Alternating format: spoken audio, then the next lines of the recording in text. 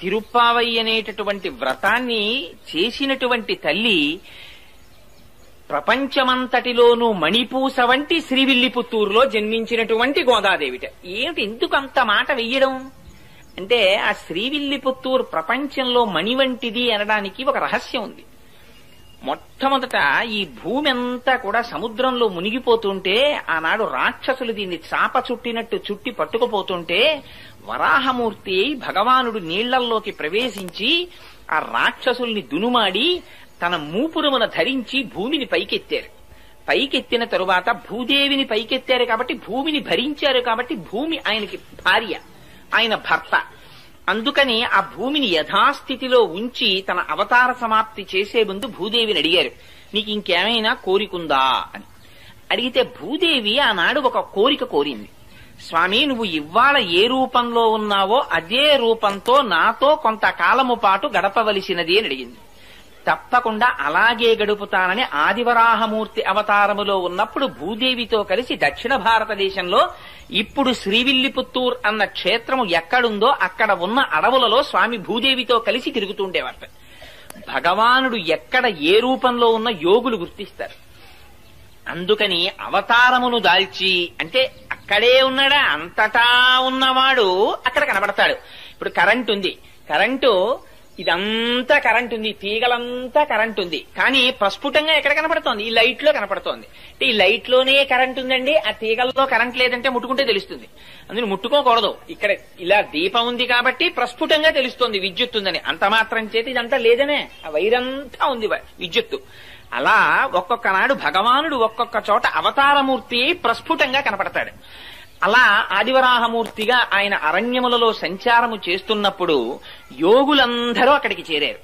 చేరి వాళ్ళు భూదేవి సహిత ఆదివరాహ స్వామిని చాలా కాలము పాటు సేవ చేశారు. ఇలా ఈ విషయం తెలిసి మునులు, మహర్షులు, ఋషులు, యోగులు అన్ని లోకాల నుంచి అక్కడికి చేరిపోయారు. చేరిపోవడంలో అదొక పెద్ద పట్టణం అయిపోయింది. అదొక పెద్ద పట్టణం అయిపోయిన తర్వాత క్రమక్రమంగా ఆదివరాహమూర్తి యొక్క స్వరూపాన్ని చూసి ఆయన అవతార పరిసమాప్తి చేయవలసినటువంటి సమయం వచ్చింది. అందుకని ఋషుల నోటి వెంట ఒక మాట వచ్చింది, స్వామి నువ్వు ఆదివరాహమూర్తిగా కాకుండా వేరొక స్వరూపంతో కనపడు అని అడిగారు. అడిగితే ఆయన వెంటనే వటపత్రశాయిగా మారారు. మారి ఆ ఆదివరాహమూర్తి యొక్క స్వరూపం ఆ వైకుంఠనాథుడిలోకి చేరిపోయింది. చేరి ఆయన శ్రీవైకుంఠానికి వెళ్ళిపోయారు. భూదేవికి, భూమి యొక్క అధిష్టాన దేవత అయినటువంటి భూదేవి కూడా ఆయన పాదముల దగ్గర కూర్చుని పాదములు ఒత్తుతూ ఉంటుంది. అలా వెళ్లిపోయే ముందు ఒక విచిత్రం జరిగింది. ఋషులందరూ అక్కడ ఉండి భగవానుడున్నాడని యాగాలు చేస్తుంటే వెంటనే అక్కడికి రాక్షసులు వచ్చారు. ఇవి రెండు ఎప్పుడూ చేరుతాయండి భగవానుడున్న చోట. అందుకే భగవానుడికి సూర్యుడు చంద్రుడు కళ్ళు. రాక్షసులు ఉంటారు, భక్తులు ఉంటారు ఒకే చోట. ఆ రాక్షసుల పట్ల సూర్యుడనే కన్నుతో చూస్తుంటాడు తేజోవంతంగా, భక్తుల పట్ల చంద్రుడనే కన్నుతో చూస్తుంటాడు ప్రశాంతంగా. అందుకే గోపికలు పూర్ణచంద్రుడి వంటి ముఖంతో ఉన్నారంటే భగవంతుని యొక్క అనుగ్రహాన్ని పొందారు వాళ్ళు.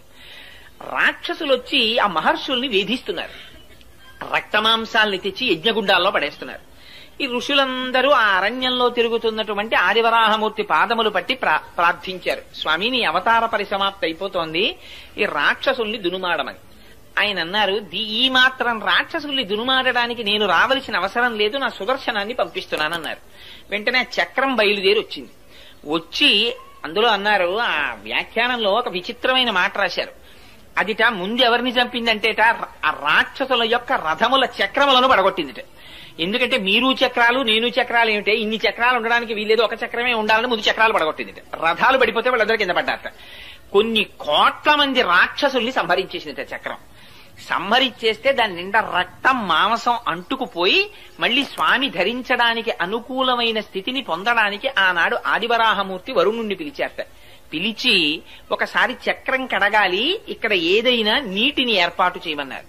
స్వామి సుదర్శనాన్ని కడగడానికి సామాన్యమైనటువంటి నీళ్ళేమిటి, గంగా యమునా సరస్వతుల్ని పిలుస్తున్నానని గంగా యమునా సరస్వతుల్ని పిలిచారట. అదే తిరుముక్కోళ తీర్థము అని శ్రీవిల్లిపుత్తూరులో తీర్థం ఏర్పడింది. అందులో సుదర్శనాన్ని కడిగారు. అందుకని ఆ తీర్థంలో స్నానం చేసినటువంటి వాళ్ళకి ఆధ్యాత్మిక జ్ఞానం వస్తుంది అంటారు. సుదర్శనం అంటే మంచి దర్శనము. సుదర్శనాన్ని కడిగారు కనుక దీనితో చూసేటటువంటి దర్శనం ప్రపంచాన్ని చూస్తుంది. ఇక్కడి నుంచి ఆంతరనేత్రంతో చూసేటటువంటి దర్శనం పరమాత్మని చూపిస్తుంది. అది సుదర్శనం కడగడం. అందుకని ఆ కోనేటిలో స్నానం చేస్తారు. సరే, ఆదివరాహమూర్తి తిరిగి వైకుంఠనాథుడిగా వెళ్ళిపోయారు. ఇక్కడ శేషసాయిగా ఆయన అంశ ఉండిపోయింది. అదే మున్నూరు దేవాలయం అని కృష్ణమూర్తి గుడి ఉండిపోయింది శ్రీవిల్లిపుత్తూరులో. అప్పటికి దాని పేరు శ్రీవిల్లిపుత్తూరు కాదు. వెళ్ళిపోయి ఉండగా ఒకనాడు భూదేవి ఆయన పాదములొత్తుతూ ఎందుకో ఒక ప్రశ్న వేసింది. స్వామి, మీకు అనేక రకములైనటువంటి కైంకర్యములు జరుగుతుంటాయి కదా, పుష్పార్చన చేస్తారు, తులసితో అర్చన చేస్తారు, అభిషేకం చేస్తారు. అసలు ఈ అర్చనలన్నింటిలో మీకు ప్రీతిపాత్రమైన అర్చన ఏది అని అడిగింది. అడిగినది భూదేవి అడిగింది కనుక ఆయన అన్నారు, నాకు పుష్పార్చన ప్రీతి అన్నారు. పుష్పాలు ఎక్కడి నుంచి రావాలి? భూమిలోంచి రావాలి. అందుకని అడిగిన వాళ్ళని ప్రీతి చెందించడం ఆయన యొక్క కోరిక. అందుకని పుష్పములంటే నాకు ప్రీతి అన్నారు. పుష్పార్చన చేత ప్రీతి చెందుతానన్నారు. అసలు ఆయన అడిగిన పుష్పాలు బాహ్య పుష్పాలు కావు. అహింస ప్రథమం పుష్పం, పుష్పమింద్రియ నిగ్రహ, సర్వభూత దయా పుష్పం, క్షమా పుష్పం, విశేషత జ్ఞాన పుష్పం, ధ్యాన పుష్పం, తప పుష్పం తు సత్తమం, సత్యమష్ట విధం పుష్పం విష్ణో ప్రీతికరం భవేత్ అని ఆ పుష్పాలు. అందుకని ఆ పుష్పార్చన ఇష్టమన్నారు. అయితే నేను పుష్పార్చన చెయ్యాలనుంది కొంతకాలం, మీకు ఎక్కడ జన్మించనని అడిగింది. అడిగితే నువ్వు కడుపున పుట్టవలసిన అవసరం లేదు, నాకు పుష్పార్చన చెయ్యడానికి పుడతానని అడుగుతున్నావు కనుక మన గరుక్మంతుని యొక్క అంశలో భట్టనాథులని ఒకరు జన్మిస్తారు, వారికి అయోనిజవై తులసి వనంలో నువ్వు దొరుకుదువుగానివి అని అభయం ఇచ్చారు. సరే, ఈలోగా ఆదివరాహమూర్తి యొక్క అవతారము పరిసమాప్తి కాగానే అక్కడున్న మహర్షులు ఋషులు అందరూ వెళ్ళిపోయారు. వెళ్ళిపోతే మళ్ళీ అది అడవి కింద ఉండిపోయింది. ఆ అడవిలో చిన్న కుగ్రామం ఒకటి ఏర్పడింది. దాని పేరు పుత్తూరు అని పిలిచేవారు. అక్కడ కండువు అనబడేటటువంటి పేరు కలిగినటువంటి వాడు, విల్లి అని పేరు కలిగినటువంటి వాడు, ఇద్దరు ఆటవికులు సోదరులు ఉండేవారు. వాళ్ళిద్దరూ రోజు జంతువుల్ని వేటాడి ఆ మాంసం తెచ్చుకు తినేవారు. వాళ్ళిద్దరూ ఒక రోజున ఒక పులిని వేటాడడానికని బయలుదేరారు. ఆ పులి పరిగెత్తింది ఒక గుహవేపు. అటువేపుగా ఈ విల్లి అన్నవాడు పరిగెత్తాడు, కండు అన్నవాడు పరిగెత్తాడు. ఈ వెళ్లినటువంటి పులి మీద ఆ కండు అన్నవాడు బాణం వేశాడు. దెబ్బతిన్న పులి ఎటో నక్కింది. దానికోసం విల్లి వెతుకుతున్నాడు, కండువు వెతుకుతున్నాడు. ఆ దెబ్బతిన్న పులి పొంచి ఉండి ఒక్కసారి కండువు మీద పడి వాడి మెడ కొరికి చంపేసింది. చంపి గుహలోకి పారిపోయింది. ఈ విల్లి ఆ చనిపోయినటువంటి కండువు శరీరం మీద పడి ఏడుస్తున్నాడు, అయ్యో నువ్వు పులి చేతిలో మరణించావని. అక్కడే ఉంది ఆలయం, అందులో ఉన్నారు స్వామి. వీడి ఏడుపు విని బాధ చెంది ఆయన బయటికి వచ్చారు. ఒక ముసలి బ్రాహ్మణ రూపంలో వచ్చి, ఏమయ్యా నీ తమ్ముడి గురించి అంత విలపిస్తున్నావు, నీ తమ్ముణ్ణి బ్రతికిస్తాను, ఈ ఆలయం ఒక చిన్న గుడి కడతావా అని అడిగారు. అంటే భగవానుడు రాబోయేటటువంటి విషయాల్ని ఉద్ధరించడానికి ఇప్పటి నుంచే ఆయనకు ఒక ప్రణాళిక ఉంటుంది. అందుకని గుడి కడతావా అన్నారు. అంటే ఆయన అన్నాడు తొందరలో అలాగే కడతాను, కానీ ముందు నా తమ్ముణ్ణి బతికిస్తే కడతానన్నాడు. నువ్వు కట్టు తమ్ముణ్ణి బతికిస్తానన్నారు. కాదు, ముందు తమ్ముణ్ణి బతికించు, నేను కడతానన్నారు. సంకల్పం చేస్తే ఎంతసేపు అండి? ఆ పిల్లాడు ఆయన బతికాడు. ఇప్పుడు గుడి కట్టన్నారు. అప్పుడన్నాడు, అయ్యో మా తమ్ముడి కోసం అన్నాను గాని గుడి కట్టడానికి డబ్బులుండాలి, వేటగాడిని నా దగ్గర డబ్బు ఎక్కడుంది అన్నాడు. ఆయన అన్నారు, గుహలో పులి దూరింది కదా, లోపలికెళ్లి పులిని చంపు, ఆ గుహలో నిధులున్నాయి, ఆ నిధి పట్టుకొచ్చి గుడి కట్టన్నారు. అంటే ఈ విల్లి అనేటటువంటి వాడు ఆ గుహలో దూరి పులిని చంపి నిధిని తెచ్చి గుడి కట్టాడు. అది పుత్తూరు అనబడేటటువంటి కుగ్రామం విల్లి అనేటటువంటి వాడి చేత దేవాలయ నిర్మాణం భగవంతుని పనుపున జరిగింది కాబట్టి విల్లిపుత్తూరైంది. ఆ విల్లిపుత్తూరుకి గరుడుని యొక్క అంశలో భట్టనాథులు వచ్చారు. ఆ భట్టనాథులే పెరియాళ్వార్. ఆ పెరియాళ్వార్ ఒకనాడు పుష్పవాటిక పెంచుతుండగా తులసివనంలో భూదేవి యొక్క అంశలో ఆ గోదాదేవి ఆవిర్భవిస్తే ఆ పిల్లని చూశారాయన. అయ్యో చిన్న పిల్ల ఈ పొదలో దొరికింది అని ఆయనకి ఏది పూల మొక్కలలో దొరికినా అది కూడా పువ్వే. అందుకని పట్టుకెళ్లి కృష్ణుడు గుళ్ళో పెట్టేశారు. పెట్టేస్తే అశరీరవాణి పలికింది. పైగా అక్కడున్న భక్తులలో ఒకరి మీదకి ఆవహించి ఆనాడు శ్రీ మహావిష్ణువు మాట్లాడారు. నా అనుగ్రహవశం చేత అయోనిజగా జన్మించింది ఆవిడ భూదేవి అంశ, కన్న తండ్రిలా నువ్వు పాలించన్నారు. సరే అని తీసుకొచ్చారు, భార్యకి ఇచ్చారు. ఆ పిల్ల పెరిగి పెద్దదవుతోంది, మంచి యవ్వనంలో ప్రవేశించింది. నువ్వు పుష్పవాటికకి రాకు, యవ్వనంలో ఉన్నావు కదా, బయట తిరగకూడదు, నువ్వు ఇంట్లో ఉండి పుష్పమాలల కట్టు, నేను పువ్వులు తెస్తానన్నారు. సరే మీకు తెలిసి ఇంకా కథ. ఆయన పువ్వులు తెచ్చేవారు, ఈవిడ పువ్వులు కడుతుండేది. కట్టిన తరువాత తండ్రి గారు చూడకుండా ఆ పుష్పమాల తన మెడలో వేసుకుని జడలో పెట్టుకుని ఒకసారి నూతులో చూసుకుని ఓసారి అద్దంలో చూసుకుని ఆ పుష్పమాల తీసి బుట్టలో పెట్టేది. ఈ పుష్పమాల పట్టుకుని ఆయన కృష్ణ పరమాత్మకు పట్టుకెళ్లేవారు. అర్చకులు ఆ పుష్పమాల అలంకారం చేద్దామని తీస్తే అందులో మామూలుగా పువ్వుకుండవలసినటువంటి వాసన కన్నా కూడా దివ్యమైన పరిమళం కనపడింది.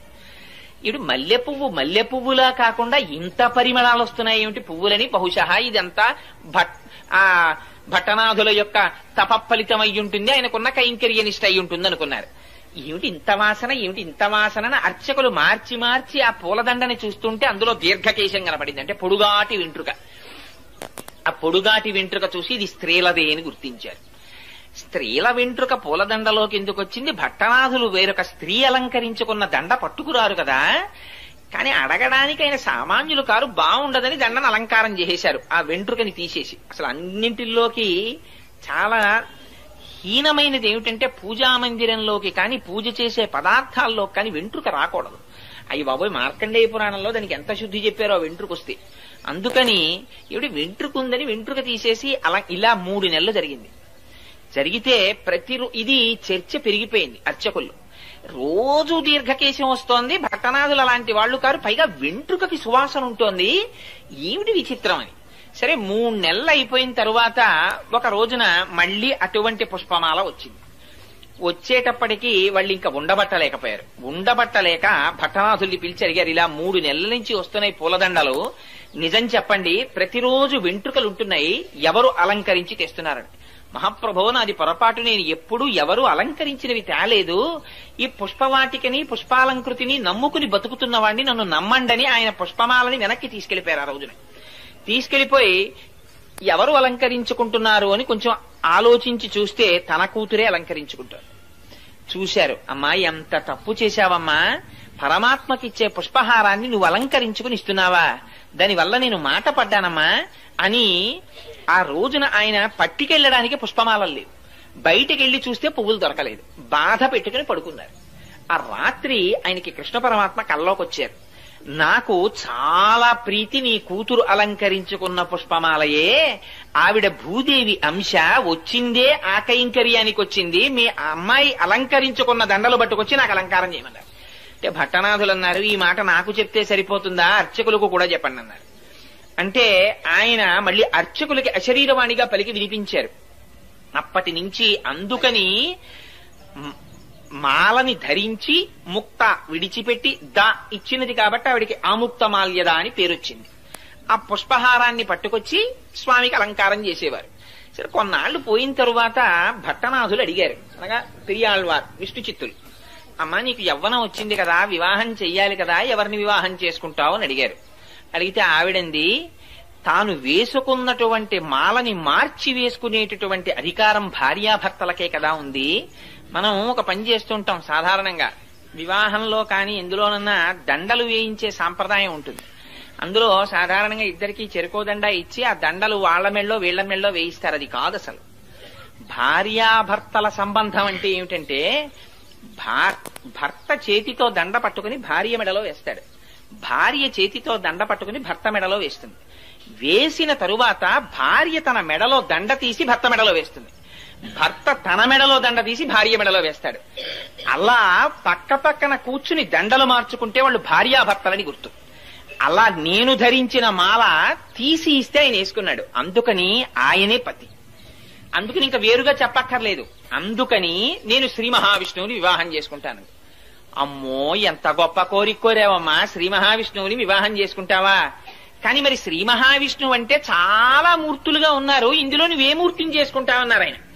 అంటే ఆవిడంది, ఇన్ని రకాలుగా ఉంటాడు అంటే నాన్నగారు చెప్పండి అంది. అంటే ఆయన ఏదో 105 దివ్య దేశాల్లో శ్రీ మహావిష్ణువు ఎలా ఉంటారో ఆ మూర్తులన్నీ వర్ణించారట.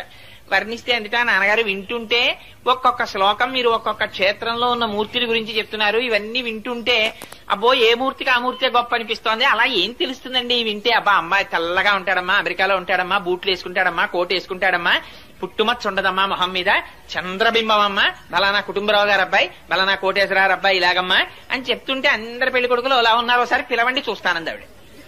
అంటే అందుకనిట ఆయన పెరియాళ్వారని పిలిచింది. ఆయన అక్కడ కూర్చుని పర్ణశాలలో ఒక్కొక్క శ్లోకం చదివారట 105 క్షేత్రాల్లో ఉన్న స్వాముల్ని. వాళ్ళందరూ వచ్చి అక్కడ నిలబడ్డారు. ఇది ఆయన శక్తి. 105 మూర్తుల్ని తీసుకొచ్చి నించోపెట్టారు. నించోపెట్టి నీకెవరిని చేసుకుంటావమ్మా అని అడిగారు. అడిగితే శ్రీరంగంలో ఉన్న రంగనాథుడు ఆవిడికి బాగా నచ్చాడు. ఈయన్ని చేసుకుంటాను నాన్నగారు అందిట.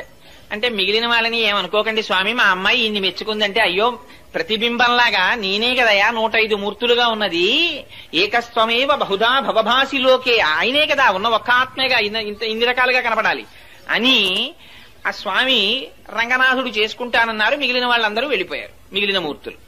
పాపం ఈ రంగనాథుడిని చేసుకుంటానని ఆవిడ మురిసిపోతోంది.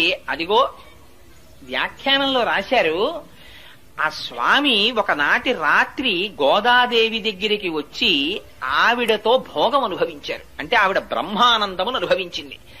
ఆనాడు ఆండాళ్ తల్లికి వరం ఇచ్చారట, నువ్వు ఏ పరమాత్మని కోరి ఇంత తపస్సు చేశావో అటువంటి నిన్ను నేను ఆనందాన్ని పొందినటువంటి రోజు, నువ్వు బ్రహ్మానందమును పొందిన రోజు కనుక, భోగం అనుభవించిన రోజు కనుక ఇది ఉత్తరోత్తర భోగి అని పిలవబడుతుంది అని చెప్పారట. అందుకని భోగి పండగ. అందుకని అదిగో ఆ భోగం అనుభవించి స్వామి వెళ్లిపోయారు. చాలా కాలం అయిపోయింది, ఆయన రాలేదు. ఈవిడ బెంగ పెట్టేసుకుంటోంది, అవతల కళ్యాణం జరగలేదు. ఎలాగా అని బెంగ పెట్టుకుని ఉండిపోయి ఈవిడ చాలా విరహతాపమును అనుభవిస్తూ ఆఖరికి అబ్బో విశేషమైనటువంటి వృత్తాంతం రాశారు. ఓ పరిచారికని పంపించేటప్పటికి శ్రీరంగంలో శృంగార మండపంలో వసంతం ఆడుతున్నాడు ఆయన రంగనాథుడు. అప్పుడు ఈవిడ తన యొక్క భక్తి ప్రపత్తుల చేత యోగ మార్గంలో వెళ్ళింది ఆయన దగ్గరికి. వెళ్లి, స్వామి నీ గురించి ఆండాళ్ తల్లి అలమటించిపోతోంది, రావలసింది అంటే తన మెడలో పుష్పహారాన్ని చేతి ఉంగరాన్ని ఇచ్చి పంపించారు స్వామి. ఆ ఇచ్చిన తరువాత కొంతకాలం అయిన తర్వాత తన దగ్గర ఉన్నటువంటి అర్చకులకి, ఆలయ అధికారులకి స్వప్నంలో కనపడి చెప్పారు. ఇవి జరుగుతుంటాయండి యథార్థంగా. అన్నవరం సత్యనారాయణ స్వామి వారు వెలిసే ముందు అనువంశిక ధర్మకర్తకి ఆయన స్నేహితుడు ప్రకాశరావు గారికి ఒకే రోజు రాత్రి కల్లోకి వచ్చి చెప్పారు, నేను అంకోల వృక్షం కింద ఉన్నాను, నన్ను పైకి తీసి ప్రతిష్ఠ చెయ్యండి అని. ఎప్పుడో కాదు, ఈ మధ్య అప్పుడే అన్నవరంలో ప్రతిష్ఠ జరిగింది. అందుకని అలా కలలో కనపడి చెప్తే ఆలయ అధికారులకు ఏమని చెప్పారంటే, మీరు నా కోసం వజ్రవైఢూర్య సహితమైనటువంటి పల్లకీని ఎలా పంపిస్తారో అలా గోదాదేవికి పంపించండి. పంపిస్తే ఆవిడ పల్లకి ఎక్కి వస్తుంది. వచ్చిన తరువాత నేను ఆవిడ్ని కళ్యాణం చేసుకుంటానని చెప్పారు. అలా కళ్యాణం చేసుకుంటానని రంగనాథుడు పలికినటువంటి మాట మేరకి పల్లకిని, ఆ ఛత్రాన్ని, చామరాన్ని అన్నిటినీ తీసుకుని విష్ణుచిత్తుడి ఇంటికి వెళ్లారు. వెడితే విష్ణుచిత్తుల వారు ఆ రాజుగారికి కబురు చేశారు. అంతకుముందు పరతత్వ నిర్ణయంలో రాజ్యసభలో పాల్గొన్నారు కనుక రాజు తన పరివారం అంతటితో వచ్చాడు. పెద్ద వేడుక కింద ఊరిరిగింపు ఒకటి బయలుదేరి శ్రీరంగం చేరుకున్నారు. చేరుకున్న తర్వాత ఉత్సవమూర్తితో కలిపి అమ్మవారికి వివాహం చేశారు. చేసిన తరువాతట స్పష్టంగా రాశారు. 4 వ్యాఖ్యానాలు ఉన్నాయి గోదాదేవి కళ్యాణం గురించి. 4గింటిల్లో అన్నింటిలో ఆవిడ అంతర్ధానం అయినట్టు రాశారు. కానీ నమ్మాళ్ళవారి దగ్గరికి వెళ్ళినట్టు ఒక చోట 4గింటిలో 4 రకాలు ఈ వివాహం జరిగింది. అందులో పెద్దలు చాలా మంది అంగీకరించినటువంటిది. అందులో వైష్ణవులలో పెద్ద పెద్ద పండితులు సాధికారికంగా అంగీకరించి రాసిన వ్యాఖ్యానాన్ని మాత్రమే నేను విజ్ఞాపన చేస్తున్నాను. అందుకని ఆ తల్లికి ఉత్సవమూర్తితో వివాహం జరిగిన తర్వాత, ఉత్సవమూర్తి అంటే ఒక చోట ఉండదు కదా, మూల విరాట్ లాగా ఉత్సవమూర్తి బయటికి వస్తారు ఊరేగింపుకి. మూల విరాట్ ఎప్పుడు ఆలయంలో ఉంటారు.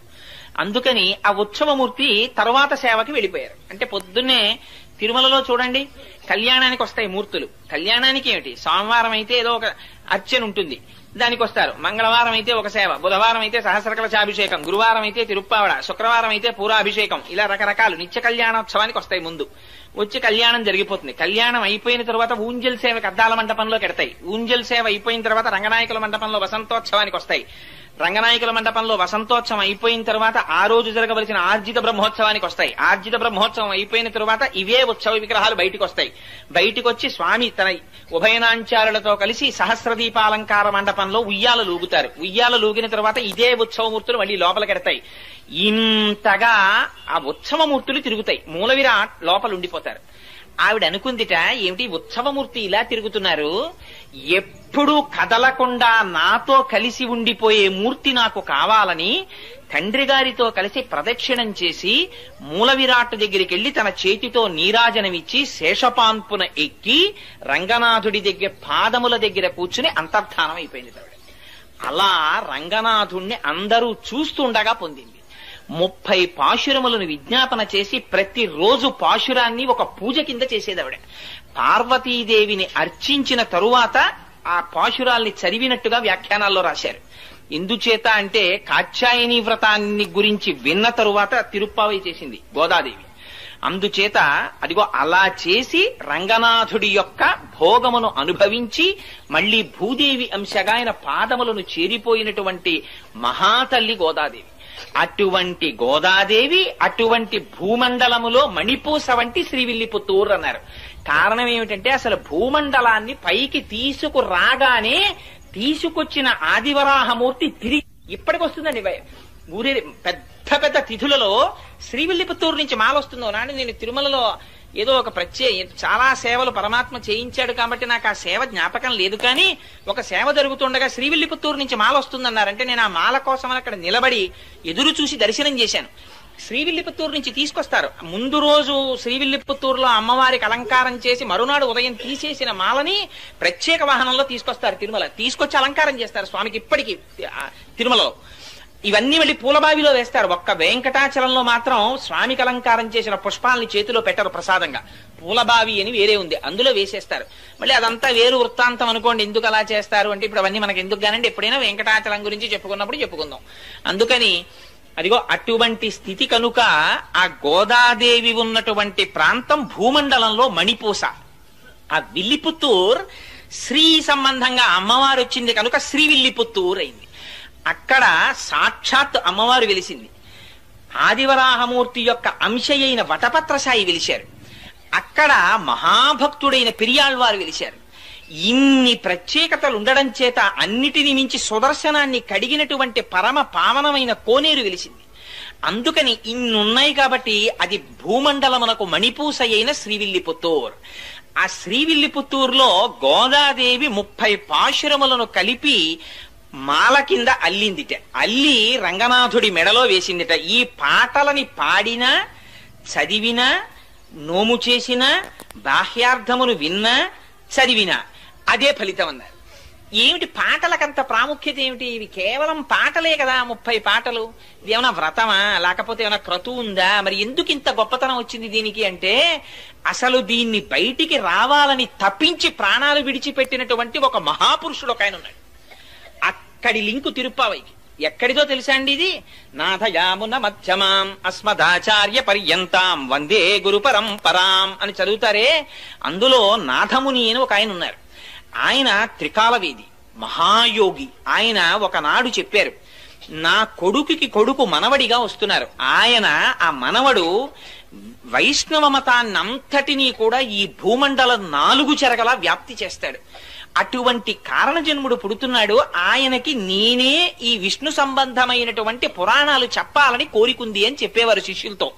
కానీ పాపం ఆయనకి వృద్ధాప్యం వచ్చేసి శరీరం విడిచిపెట్టేస్తున్నారు. ఆయన కొడుకు ఈశ్వరముని అని ఆయన ఉత్తర భారతదేశం క్షేత్రాల్లో దర్శనం చేస్తుంటే రాత్రి కలలోకి వచ్చి కృష్ణ పరమాత్మ చెప్పారు, నేనే నీ కడుపున కొడుకుగా పుడుతున్నాను అని. ఆ ఉత్తర భారతదేశంలో ఉండగా కొడుకు పుట్టాడు కనుక యమునా నది ఒడ్డున పుట్టాడు కనుక యమునకి నాథుడు శ్రీకృష్ణుడు కనుక కృష్ణుడు స్వప్నములో చెబితే పుట్టాడు కనుక యామునుడని పేరు పెట్టారు. ఆయన మనవడిగా రావాలి, కానీ మనవడికి చెప్పుకోవాలి విద్యని తాతగారు కలవరించారు. కానీ ఈలోగా శరీరం పడిపోయింది. పడిపోతుంటే ఆయన ఏమన్నారంటే పుండరీకాక్షుడన్న శిష్యుణ్ణి పిలిచి, ఒరే నేను బ్రతికి ఉండడం లేదు నా మనవడు వచ్చే వరకు, అందుకని నువ్వు ఈ విష్ణు సంబంధమైనటువంటి విద్యనంతటినీ నా మనవడికి చెప్పు, నా దగ్గర నేర్చుకున్నావు కనుక అని చేతిలో చెయ్యించుకుని ప్రాణం వదిలేశారు. ఈ విరూపాక్షుడు కూడా పెద్దవాడైపోయేటప్పటికీ కూడా ఇంకా యామునాచార్యుల వారు తయారు కాలేదు. అందుకని ఆయన శరీరాన్ని విడిచిపెట్టేస్తూ తన శిష్యుడైనటువంటి శ్రీరామమిశ్రుణ్ణి పిలిచి చేతిలో చెయ్యించుకుని యామునాచార్యుల వారికి విద్య నేర్పమని ఆయన ప్రాణం విడిచిపెట్టేశారు. తీరా నిజంగా యామునాచార్యుల వారు పుట్టి పెరిగి పెద్దవారవుతున్న సమయంలో ఈశ్వరముని ప్రాణం వదిలిపెట్టేశారు. ఈ యామునాచార్యుల వారు చదువు నేర్చుకోవలసి వస్తే ఇంత ఏర్పాటు చేస్తే చిట్ట చివరికి కాంచీ నగరానికి వెళ్లి అక్కడ ఒక మహానుభావుడు ఉండేవాడు, మహాభాష్య భట్టు అని. ఆయన దగ్గర చదువు నేర్చుకుంటున్నారు. ఎంత చిత్రం జరిగిందంటే ఆ కాంచీ పట్టణాన్ని ఏలేటటువంటి రాజు ఒక ఆయన ఉండేవాడు. ఆయన దగ్గర ఒక పెద్ద ఆస్థాన పండితుడు ఉండేవాడు. ఆయన పేరు విద్వజ్జన కోలాహలుడు. ఆ విద్వజ్జన కోలాహలుడు దేశంలో ఎవరినైనా ఓడించాడు విద్యలో.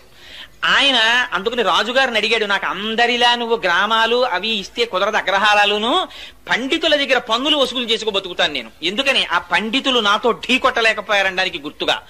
సరే అలా వసూలు చేసుకోమని శాసనం చేశాడు రాజు. ఆ విద్వజ్జన కోలాహలుడు అందరి దగ్గర పన్నులు వసూలు చేసేవాడు. పండితుడు అన్నవాడు అందరూ పన్ను కట్టాలి ఆయనకి, ఎందుకంటే ఆయన ఓడించలేరు కనుక.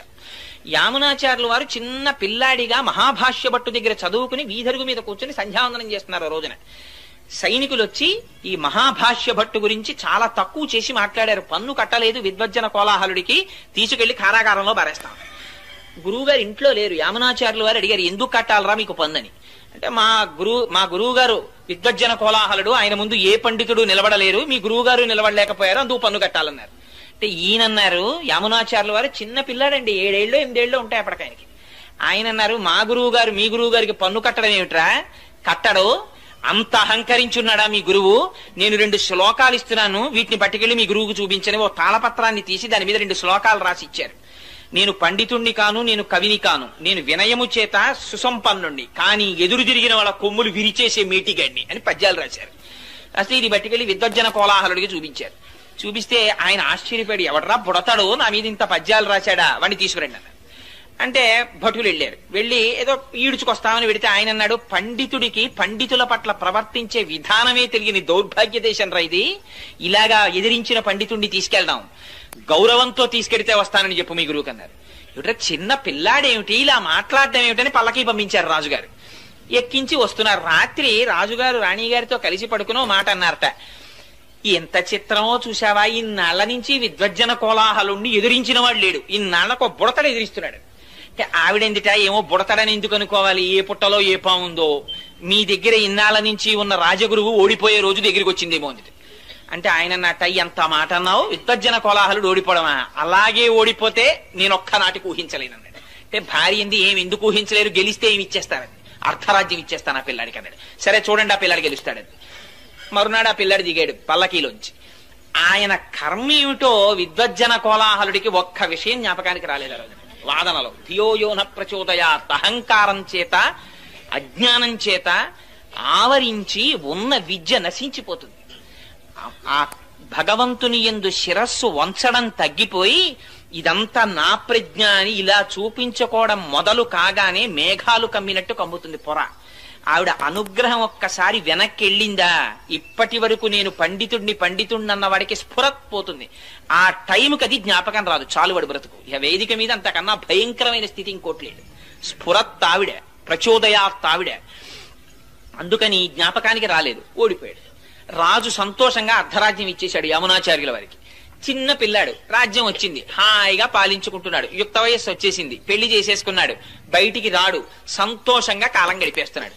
ఇక్కడ ఈ శ్రీరామమిశ్రుల వారు ఆయన ముందున్నటువంటి పుండరీకాక్షుడి యొక్క గురువు గారైనటువంటి పాపం ఆయన ఇచ్చినటువంటి మాట మేరకి ఆ నాథమునుల యొక్క కోరిక తీర్చడానికి ఈ కుర్రాడికి వైష్ణవ మంత్రాన్ని వైష్ణవ విజ్ఞానాన్ని అందించాలని చెప్పి పాపం ఈయన కూర్చున్నాడు. ఈయన బయటికి రాడు, ఆయన ముసలాడైపోతున్నాడు. ఎలాగరా ఈ పిల్లాన్ని రక్షించడం అని రోజు వెళ్ళి రాజుగారిని అడిగేవాడు. రాజుగారిని ఒక్కసారి దర్శనం ఇప్పించండి. అడిగితే దర్శనం కుదరదు, నేను చాలా ఇబ్బందిలో ఉన్నాను, ఇప్పుడు చాలా రాచ వ్యవహారంలో ఉన్నాను, వెళ్ళిపోమనేవాడు. తిరిగి తిరిగి తిరిగి తిరిగి విసిగి వేసారిపోయి ఆయన ఒక రోజున పూజ చేస్తూ రంగనాథుడికి చెప్పుకున్నారు కళ్ళనీళ్లతో, మా గురువులు మహానుభావుడు ఆ నాథమునులు చెప్పారు, నా మనవడు వస్తున్నాడు, వాడు వైష్ణవ మతాన్ని నిలబెడతాడన్నారు, ఆ పిల్లాడు రాజు అయిపోయి అసలు నా మొహమే చూడలేదు, ఇంకా నేను చెయ్యగలిగింది ఏం లేదు, శ్రీరంగనాథ ఏమైనా ఉంటే నువ్వే చూసుకో అన్నారు. అంటే పూజా మందిరంలో మాటలు వినపడ్డాయి, అంత బెంగెట్టుకోకోయ్, నీ ఇంటి పక్కనే ముళ్ళ ముస్తె కూర ఉంది కదా, రోజు పట్టుకెళ్ళి ఆ వంటశాలలో ఇమ్మన్నారు.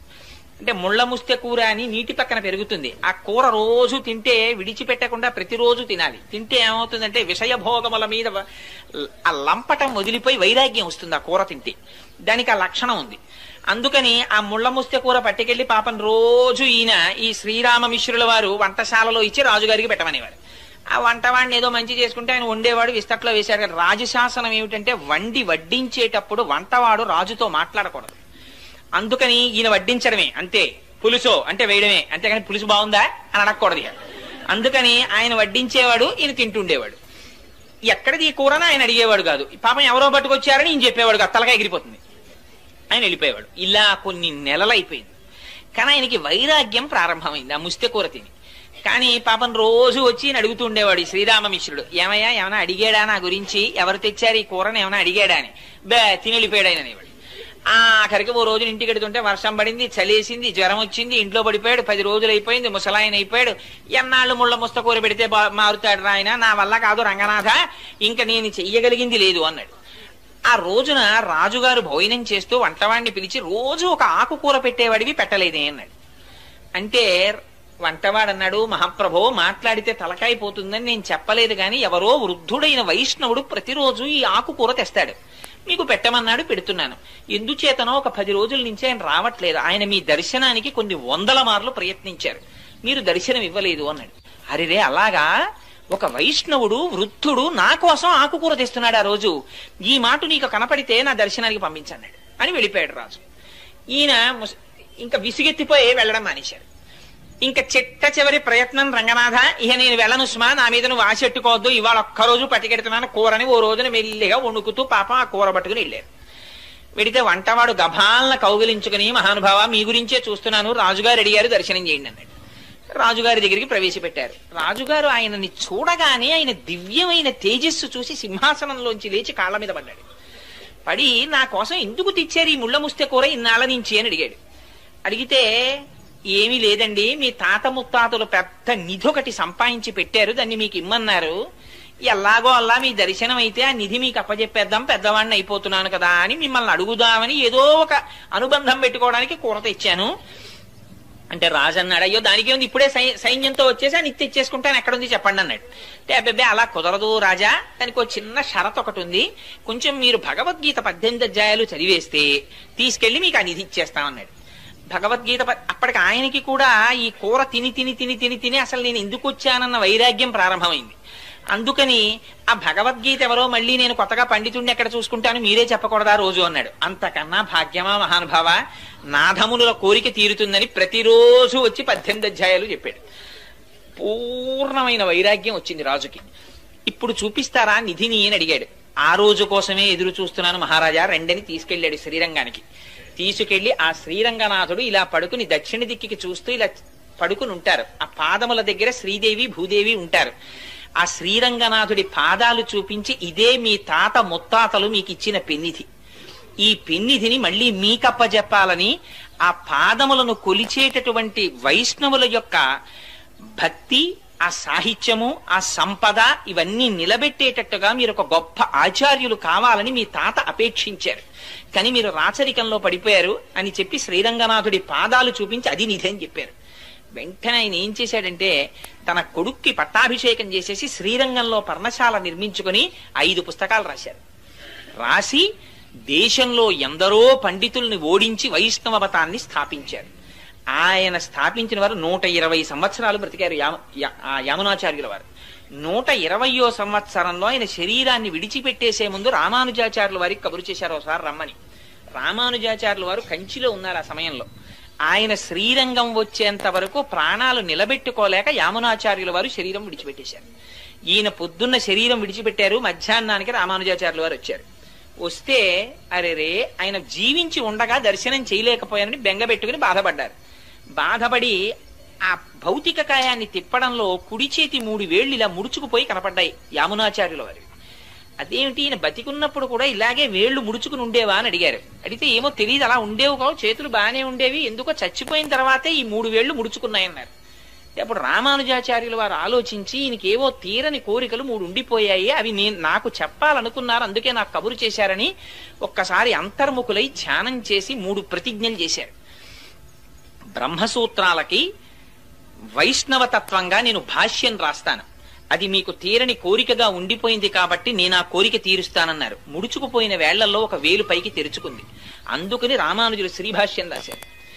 2వ కోరిక, ఇంతకు పూర్వం ఆళ్వారులు గోదాదేవి వంటి వారు వ్రాసి పాడినటువంటి పాటలు జనసామాన్యంలో ప్రచారంలో లేవు, వాటిని నేను ప్రయత్నపూర్వకంగా ప్రచారం చేసి ఆ పాటలకి ఆ వ్రతాలకి ఒక స్థాయిని కల్పిస్తానని ప్రతిజ్ఞ చేశారు. 2వ వేలు తెరుచుకుంది. మళ్ళీ మీకులా బెంగ పెట్టుకుని విడిచిపెట్టకుండా ఈ పీఠానికి నేను ఉండగానే సమర్థుడైనటువంటి ఉత్తరాధికారిని నియమిస్తానని ప్రతిజ్ఞ చేశారు. 3వ వేలు తెరుచుకుంది. అందుకని ఆయన ఉండగానే పరాశర భట్టర్లను తీసుకొచ్చి ఉత్తరాధికారిగా నియమించారు. అదిగో రామానుజాచార్యుల వారు చేసినటువంటి ప్రతిజ్ఞని నిలబెట్టుకోవడానికి ఆనాడు గోదాదేవి చేసినటువంటి వ్రతానికి ప్రాచుర్యం కల్పించారు. కల్పించి అది యామునాచార్యుల వారికి ఉండిపోయిన కోరిక, అది శ్రీ మహావిష్ణువు యొక్క సంకల్పం. ఇటువంటి వ్రతం కలియుగంలో అందరికీ అందాలి అని. అందుకని అదిగో అందుచేత ఫలస్థుతి పాశురం దగ్గరికి వచ్చేటప్పటికే అంత చిత్రమైన మాట మాట్లాడారు. భూమండలంలో మణిపూస వంటి శ్రీవిల్లిపుత్తూరులో జన్మించినటువంటి నిత్యము తులసిమాలలు ధరించేటటువంటి భట్టనాథుడట. నిత్యం తులసిమాలలు ధరించేటటువంటి వారు అంటే శ్రీ మహావిష్ణువు యొక్క నాభికమలంలోంచి బ్రహ్మగారు ఆవిర్భవించారు.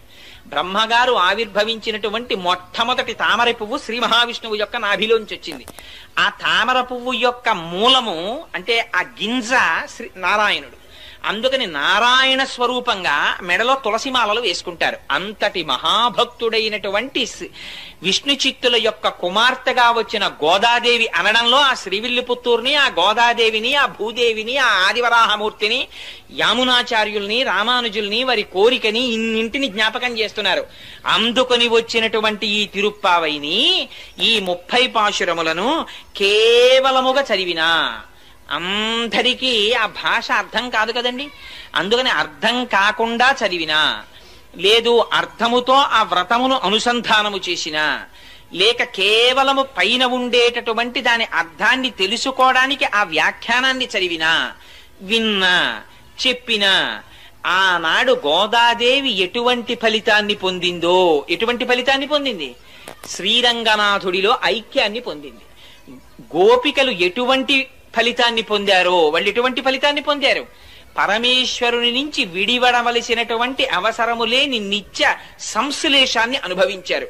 అటువంటి ఫలితాన్ని అందరూ అనుభవిస్తారు అని ఆ తిరుప్పావై అనేటటువంటి వ్రతానికి ఫలసిద్ధి చెప్పి, ఈ తిరుప్పావై వ్యాఖ్యానాన్ని ఎక్కడెక్కడ ఎవరెవరు వింటున్నారో, ఎవరెవరు చదువుతున్నారో, ఎవరెవరు చేస్తున్నారో, చూసి సంతోషిస్తున్నారో వాళ్ళందరికీ ఇహమునందు ఇది అది అని చెప్పనేలా విద్యలో ఉన్న వారికి విద్యాభివృద్ధి, వ్యాపారములో ఉన్న వారికి వ్యాపారాభివృద్ధి, రాజ్యం చేసేటటువంటి రాజులకి రాజ్య విస్తీర్ణత, వివాహము కానటువంటి కన్నెపిల్లలకి వివాహం